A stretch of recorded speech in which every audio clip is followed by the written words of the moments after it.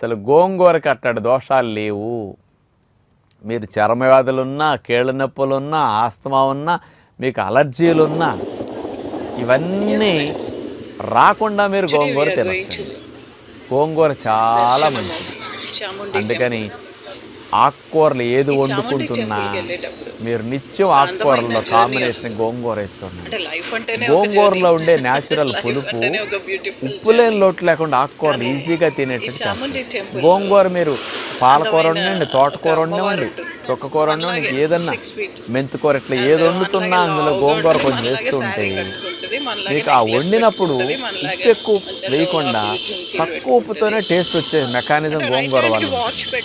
ఆ పులుపుకునే టెక్నిక్ కదా. మన నారికి ఉప్పు ఎక్కువ లేకపోయినా తినగలిగేటట్టు ఈజీ అనిపిస్తుంది. అందుకని రెగ్యులర్గా గోంగూర నేను వండుకు తినమంటాను సహజంగా. ఈ గోంగూర